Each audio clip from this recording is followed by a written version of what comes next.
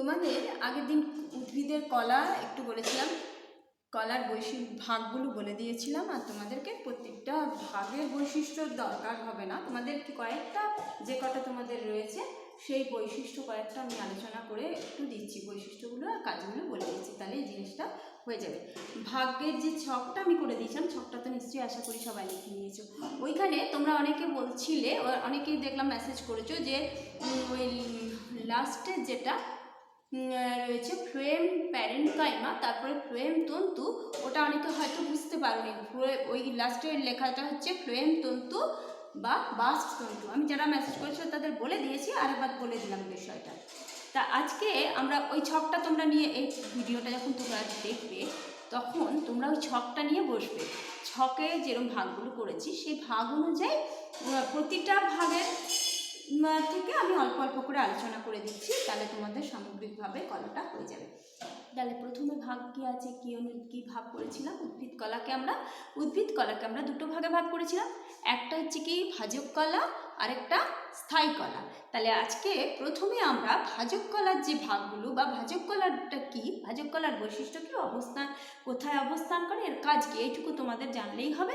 এবং ভাজক কলার যে ভাগগুলো সেগুলো একটু দু এক কথা বলে দিচ্ছি। ভাজক কলা, উদ্ভিদের ভাজক কলা হচ্ছে এটা।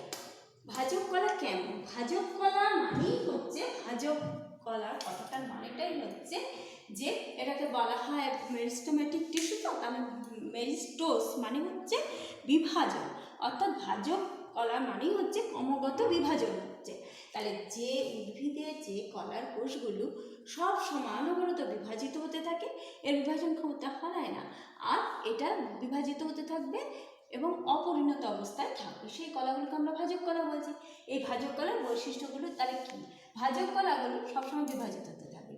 এর আকৃতি বিভিন্ন হতে পারে, ডিম্বাকার হতে পারে, গোলাকার হতে পারে, বহুভুজাকার হতে পারে, বিভাগ হতে পারে। এই দেখো আমি ভাজক কলাটা এঁকেছি, এই যে এটা বহুভুজাকার ভাজক কলা, তাই না? এইটা, এই কোষগুলো কি হবে? ঘন সন্নিবিষ্ট, মানে একটা একটা, এই যে দেখতে পাচ্ছ একটা কোষ, এটা একটা কোষ, তো একটা কোষ অপর একটা কোষের সঙ্গে একদম লেগে লেগে রয়েছে। কোষগুলোর মধ্যে কোনো কোষান্তর রন্ধ্র আমরা দেখতে পাচ্ছি না, কোষগুলো পরস্পরের সঙ্গে পরস্পর একদম লেগে লেগে রয়েছে। এই যে অবস্থানটা, এই ভাবে থাকে বলে এটাকে আবার বলছি আমরা কি, ঘন সন্নিবিষ্টভাবে অবস্থান করে। আর কি না, এই ভাজক কলার কোষগুলোর মধ্যে একদম পরিষ্কার করে দেখা যাচ্ছে একটা বড় বড় সুস্পষ্ট নিউক্লিয়াস আছে। আমরা জানি কোষ মাত্রই নিউক্লিয়াস থাকবে, ভাজক কলার কোষে সুগঠিত সুস্পষ্ট বড় বড় নিউক্লিয়াস আমরা দেখতে পাচ্ছি। আর কি না, ভাজক কলার কোষে মোটামুটিভাবে কোষ গহ্বর থাকে না, থাকলেও খুব ছোট ছোট দু একটা থাকে, খুব কম। ভাজক কলার কোষে কোষ গহ্বর থাকে না। আর এই যে চিটি চিটি করে দেওয়া আছে, এগুলো কি? এটা সাইটোপ্লাজম, একদম পুরো সাইটোপ্লাজম হচ্ছে। সজীব কোষ তো অনবরত বিভাজিত হচ্ছে, তাহলে এর মধ্যে পরিষ্কার করে এখানে ভর্তি করে একদম সাইটোপ্লাজম রয়েছে। আর কি, এই কোষগুলোর মধ্যে যেমন আমরা পরবর্তী ক্ষেত্রে স্থায়ী কলার কিছু কোষে যাব, যেমন সেগুলো কোষের সঞ্চিত খাদ্য বা রেচন পদার্থ রাখতে পারে, কিন্তু এই কোষের কিন্তু কোনো সঞ্চিত খাদ্য বা রেচন পদার্থ থাকে না। তাহলে এই হলো ভাজক কলা, আর এগুলো হলো ভাজক কলার বৈশিষ্ট্য। তাহলে তোমরা এই ভাজক কলার ছবিটা কিন্তু এঁকে নেবে।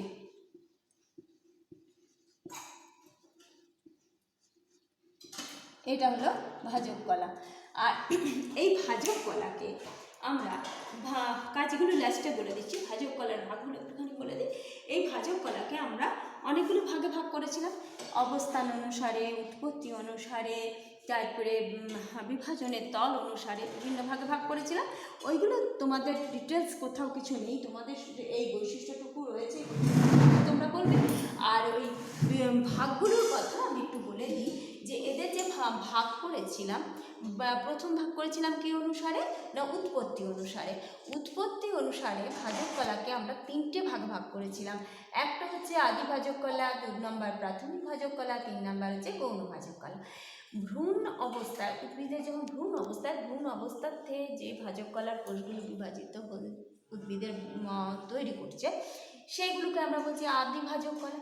এই আদি ভাজক কলাগুলো থেকেই যে ভাজক কলাগুলো সৃষ্টি হচ্ছে, উদ্ভিদটা যখন নতুন উদ্ভিদটা তৈরি করছে, ভ্রূণ থেকে উদ্ভিদ তৈরি করছে, যে কলাগুলো সৃষ্টি হচ্ছে সেগুলো বলা হচ্ছে প্রাথমিক ভাজক কলা।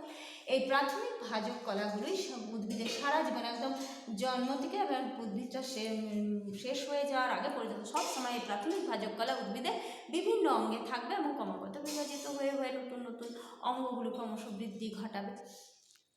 এইগুলো প্রাথমিক ভাজক কলা। আর গৌণ ভাজক কলা কাকে বলে? গৌণ ভাজক কলা হচ্ছে যে উদ্ভিদের কিছু কিছু ভাজক কলা রয়েছে, যে ভাজক কলাগুলো কী হবে, যে বিভাজন ক্ষমতা হারিয়ে গেল, ভাজক কলা যখন বিভাজন ক্ষমতা হারিয়ে গিয়ে পরিবর্তিত হয়ে যে কলায় পরিণত হয় সেটাকে আমরা বলছি কি কলা? না স্থায়ী কলা। এই স্থায়ী কলার কোষগুলো আবার কখনো বিভাজন ক্ষমতা ফিরে পায় যদি ভাজক কলা স্থায়ী কলার কোষগুলো বিভাজন ক্ষমতা ফিরে পেয়ে পুনরায় বিভাজিত হতে শুরু করে, ভাজক কলার মতন কলা মানে বিভাজিত হয়ে নতুন নতুন অপত্য কোষ তৈরি করতে পারে, তখন এই ভাজক কলাগুলোকে, এই স্থায়ী কলাকে বলা হচ্ছে গৌণ ভাজক কলা। অর্থাৎ যে স্থায়ী কলার কোষগুলো পুনরায় আবার বিভাজন ক্ষমতাটা প্রাপ্ত হচ্ছে হয়ে ভাজক কলায় পরিণত হয়ে যাচ্ছে, তখন তাকে বলছি গৌণ ভাজক কলা। এই হয়ে গেল, এদেরকে বলেছিলাম লেখাই আছে দেখো তোমাদের এই তিনটে। এরপরে কি বলেছিলাম? অবস্থান অনুযায়ী কোথায় কোথায় থাকে সেই অনুযায়ী ভাজক কলাকে তিনটে ভাগে ভাগ করে। উদ্ভিদের মূল, কাণ্ড, পাতা ইত্যাদি যে অগ্রভাগ, তোমাদের বই দেখো লেখা রয়েছে যে এর কাজটা যেটা রয়েছে তোমাদের বইয়ে লেখা, যে উদ্ভিদের দৈর্ঘ্য বৃদ্ধি করে, নতুন পাতা, কার্তিক মুকুল এই সমস্ত তৈরি করে, মূল কাণ্ডের দৈর্ঘ্য বৃদ্ধি করে। এই যে অংশগুলো, তার মানে কি যে অংশগুলো বৃদ্ধি ঘটাচ্ছে, তাহলে হচ্ছে কি মূল, কাণ্ড, পাতা, ফুল যে সমস্ত কিছুর যে অগ্রভাগ, যে বর্ধনশীল অঞ্চল, সেই বর্ধনশীল অঞ্চলে অবস্থান করবে এই ভাজক কলাগুলো। এই ভাজক কলাকে অবস্থান অনুযায়ী তিনটে ভাগে ভাগ করা হচ্ছে। এই যে দেখো ছবিটা, এই যে অগ্রস্থ ভাজক কলা একদম অগ্রভাগে বিভিন্ন থাকবে, অগ্রস্থ ভাজক কলা, নিবেশিত ভাজক কলা আর পার্শ্বস্থ ভাজক কলা। অগ্রস্থ ভাজক কলা এইটাকে বলছি যে অগ্রভাগে যেগুলো থাকবে। নিবেশিত ভাজক কলা কাকে বলছি না, বা দুটো স্থায়ী কলা, এইটা স্থায়ী কলা, এটা স্থায়ী কলা দ্বারা অঞ্চল, এইখানটা আবার এই দেখো ভাজক কলা। তাহলে এই যে দুটো, একটা স্থায়ী কলা আরেকটা স্থায়ী কলা, দুটো স্থায়ী কলার অন্তর্বর্তী কোষগুলো যখন ভাজক কলায় পরিণত হয়ে যাচ্ছে, সেই গুলোকে আমরা বলছি নিবেশিত ভাজক কলা। এটা স্থায়ী কলা, এখানটা স্থায়ী কলা, এখানটা স্থায়ী কলা, কিন্তু এটা ভাজক কলা, এটা ভাজক কলা। তাহলে এই যে দুটো স্থায়ী কলার অন্তর্বর্তী কোষ কলাকে বলা হচ্ছে নিবেশিত ভাজক কলা। হয়ে গেল। আর উদ্ভিদের দৈর্ঘ্য বৃদ্ধি ঘটাচ্ছে অগ্রস্থ ভাজক কলা, নিবেশিত ভাজক কলা ঠিকই, কিন্তু যেমন মনে করো যে উদ্ভিদের যে পর্বমধ্যে বৃদ্ধি ঘটাবে, বা একটা কাণ্ডের মধ্যে যে একটা পর্বত, তারপর আরেকটা পর্ব থাকে একটু উপরে গিয়ে, তাহলে এই যে মাঝের অংশটা, এখানে কলাগুলো বিভাজিত হয়ে পর্বমধ্যে দৈর্ঘ্য বৃদ্ধি করবে। এরকম তো বিভিন্ন দৈর্ঘ্যের বৃদ্ধি ঘটেছে, কিন্তু একটা উদ্ভিদ তার চারা গাছ যখন লাগাচ্ছি তো টুকু টুকু ছোটো ছোটো চারা গাছ থাকে, আবার যখন আস্তে আস্তে বড় হয় সেটা শুধু দৈর্ঘ্যেই বাড়ে না, সেটা পাশেও বাড়ে, একটু মোটোসোটাও হয় গাছটা। তাহলে সেটা কী করে হবে না, পরিধির বৃদ্ধির জন্য এদের কলা রয়েছে সেই পাশের দিকে, উদ্ভিদের পরিধির বৃদ্ধি ঘটাবে, পাশের বৃদ্ধি ঘটাবে। এইখানে যে কলাগুলো রয়েছে এই ভাজক কলাগুলোকে বলা হচ্ছে পার্শ্বস্থ ভাজক কলা। তাহলে এগুলো কি কি হয়ে গেল আমাদের? একটা হয়ে গেল ভাজক কলার উৎপত্তি অনুসারে ভাগের বললাম, কোথায় থাকে কি বৃত্তান্ত, অবস্থান অনুযায়ী ভাগ বললাম, আর একটা রয়েছে কি বিভাজনের তল অনুসারে। তিনটের নাম শুধু তোমাদের বললেই হবে, তোমাদের আমি দরকার হবে না। তাই সেইটাকে আমরা বলছি, যেমন রিড মেরিস্টাম,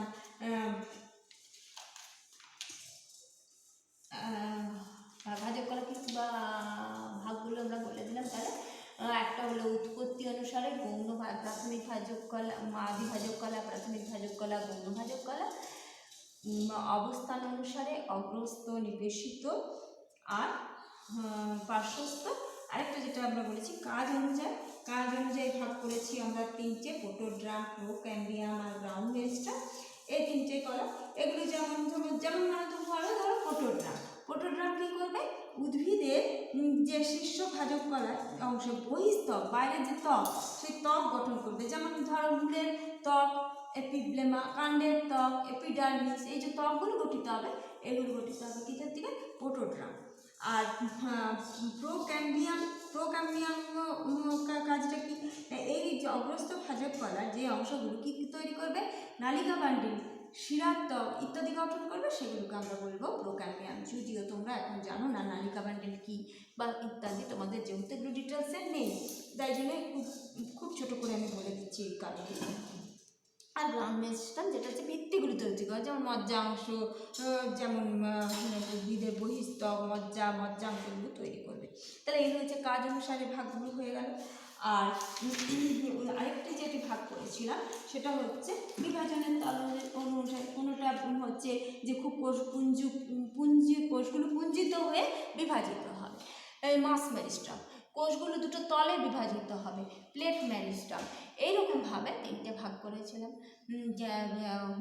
বিভাজনের তল অনুসারে।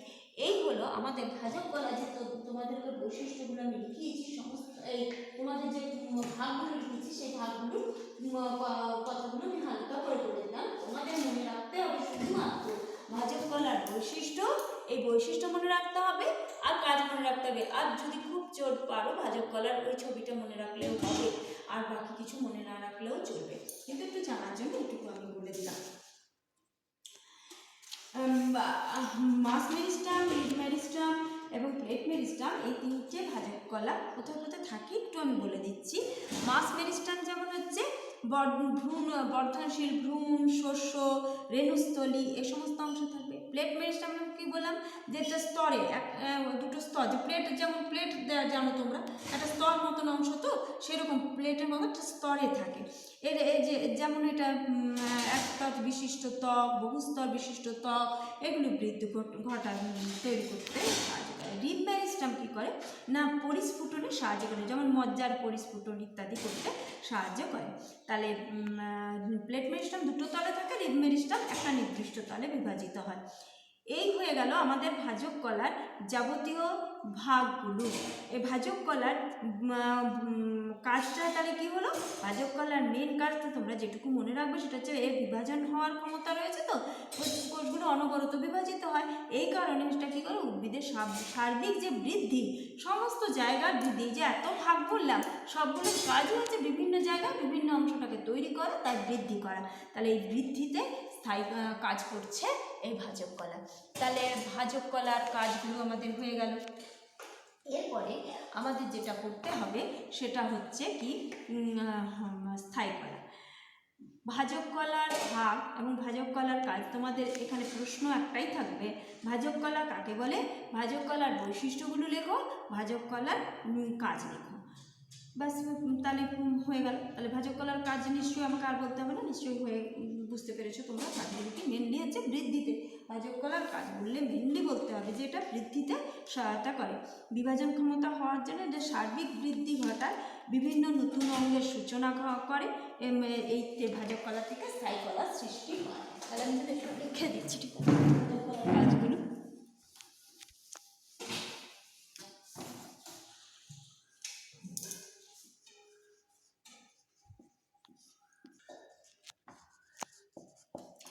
এক নম্বর কাজ হচ্ছে বিভাজন ক্ষমতা থাকে, তাই জন্য বিভাজনে অনবরত বিভাজনে সাহায্য করে। 2 নম্বর কাজ হচ্ছে এটার কারণেই হচ্ছে উদ্ভিদের সমস্ত বর্ধনশীল অংশটা থাকবে এবং বৃদ্ধিতে সাহায্য করবে। আর 3 নম্বর কাজ হচ্ছে উদ্ভিদের নতুন নতুন অঙ্গ, মূলের মূল, কাণ্ড, পাতা, ফুল, ফল, এই যে বিভিন্ন অংশগ্রস্ত অংশ থাকে, তো সেই অংশগুলোর বিভিন্ন অঙ্গ নতুন নতুন অঙ্গ সৃষ্টি করে।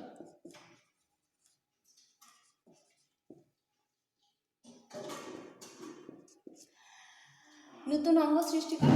আরেকটা কী করে না স্থায়ী কলা সৃষ্টি করে। এই ভাজক কলার কোষগুলোই বিভাজন ক্ষমতা হারিয়ে স্থায়ী কলা সৃষ্টি করে।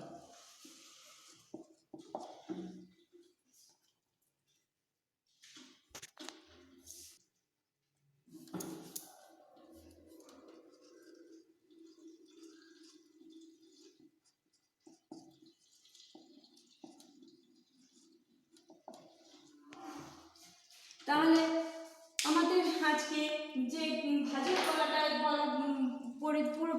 পুরোটাই বলে দিলাম। ভাজক কলার বৈশিষ্ট্য, ভাজক কলার ছবিটা দেবে, ভাজক কলার কাজগুলো বলবে, আর যে বিভিন্ন অংশগুলো ভাগগুলো ছিল সেগুলো নিয়ে খুব দু চার কথা বলে দিলাম তোমাদের একটু জানার জন্য।